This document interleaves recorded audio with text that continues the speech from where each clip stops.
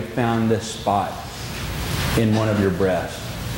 And some of you begin to intercede. This is what it looked like. It's we go before the Father and He hears us on behalf of those we intercede for. Man, it makes me want to pray. I hope that makes you want to pray. Okay. Why should your anger burn against your people whom you brought out of Egypt with great power and a mighty hand? Why should the Egyptians say, oh, Moses is smart, he's bringing the Egyptians in now. Why should they get to say, oh, it was with evil intent that He brought them out to kill them in the mountains, to wipe them off the face of the earth? Turn from your fierce anger, God, Moses is praying, and relent, and do not bring disaster on your people. Remember your servants, Abraham and Isaac. Boy, listen to this prayer. Remember your servants, Abraham, Isaac, and Israel, to whom you swore by your own self, I will make your descendants as numerous as the stars. I promise them. Then, verse 14, then the Lord relented because of Moses' prayer. Listen, I'm chasing another one. I'm going to wrap this up in a minute. Why do we pray? This is why you pray. Moses changed the mind of God. Some of you, I can already hear the phone calls coming. Are you saying that I can change the mind of God? Read it for yourself. God in 1 second is going, I'm going to wipe every one of them out but you. And then this man prays. He goes, oh God, do you really want to do that? You really want to do that to your people? You really want to do that? Because the Egyptians who've been watching this whole thing, it's going to be a laughing stock. And they're going to think, oh wow, what kind of God is that? God, do you really want to do that? And then to top it off, God, how about all those things you said to Abraham and Isaac and Jacob and this seed that's been coming down through all of these generations to this very day? You really want to do that, God? And God goes, no, you know what? You're right. Wow. That's why you pray. That's why every morning I'm this way, or I'm flat every single day, going, oh God. And I've got this church directory out before me. Terry's got this church directory, and we're going down name by name by name, listing everyone that's on the church roll, and going, oh God, we beseech you in their behalf. That's why you pray. Start praying. There's that Baptist preacher you've been wanting. Seriously, get a prayer life. Well, God's just not doing anything. Really? It's like what back over there we read. Go now. Start praying.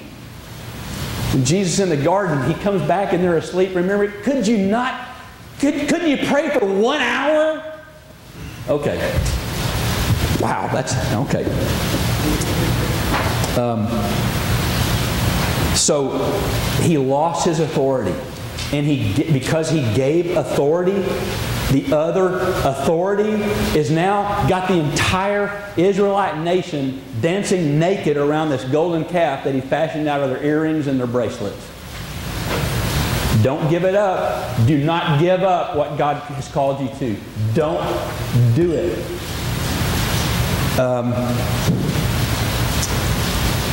With Moses' divided authority, Aaron... Okay, one more thing. Go to Numbers. Go to the right. Numbers chapter 12.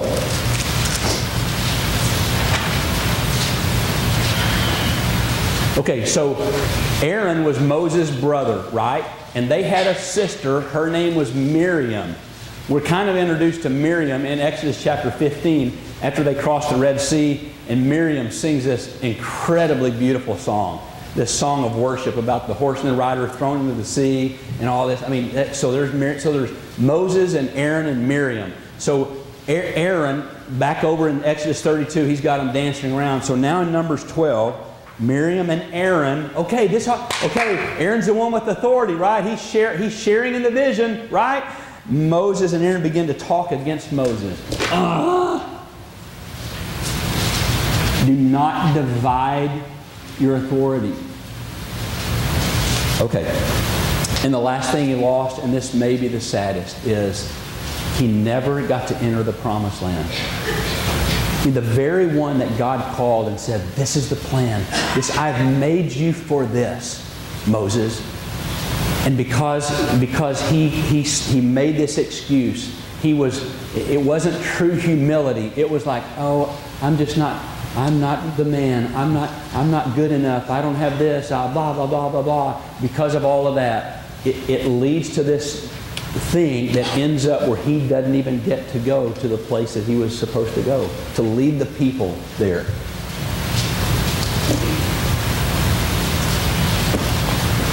What if Mary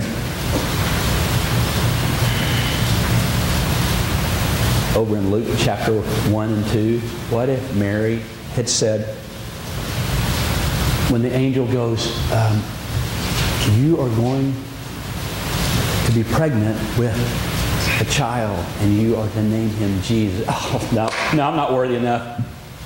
No, I'm too young. No, I've got too much to do. No, I've got my iPhone and my... Okay, I won't go there. All right, I mean, it's like this teenage girl, I'm just too busy, blah, blah, blah, blah, blah, blah. What if she had said, no, I can't do it. I'm not qualified. I'm not holy enough.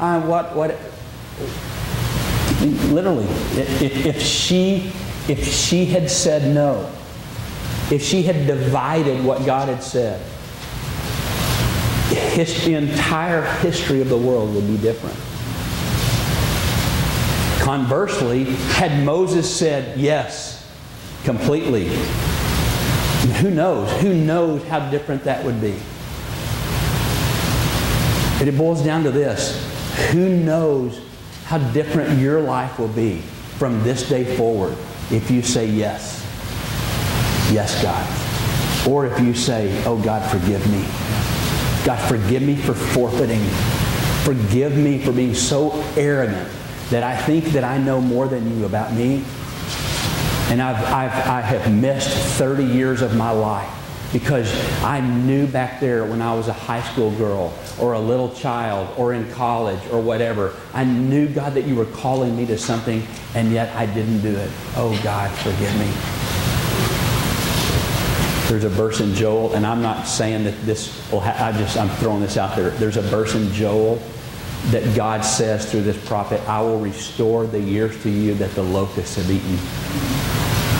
I mean, connect those two dots. For some of us, that this sermon really hits home and hurts because we have forfeited. And then to hear that, oh God, could you, God, restore those years? I mean, He can't restore it physically. This is what it is. He's not going to give me back how I felt when I was 18. Although I feel like that most days. Until I look in the mirror, whoa, you're not 18. All right.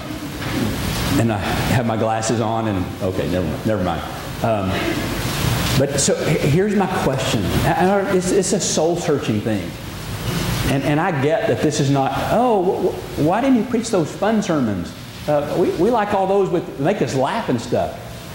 But this verse is just sad to me. And what's sadder to me is if you'll walk out and go, okay, there's nothing I can do about it. No, you're right. There is nothing you can do, but the Father can. Things that you forfeited, a vision, a dream, a passion that you know God made you for, that you have aborted somehow because of an excuse or whatever. I pray. I do. God, I'm asking you forgiveness, God. Forgive me. Forgive me for not trusting you. Forgive me for not walking by faith. Forgive me, God, for not getting up under what it is that you have destined for my life. And God, now that you forgive me, oh Lord, would you restore those years? If it's not too late, God, could you walk me into that now? God, could we begin to take 2 steps where I should only be taking 1 so I can catch up? I'm not going to put words in your mouth how to pray. Young people, when God is speaking to you, don't miss it. Don't go, well, I think I like my plan better. I'm telling you, the most thrilling, exhilarating, exciting place in the world is right in the middle of God's will for your life. It is. Okay. I love you all so. And because I do, that's why this burns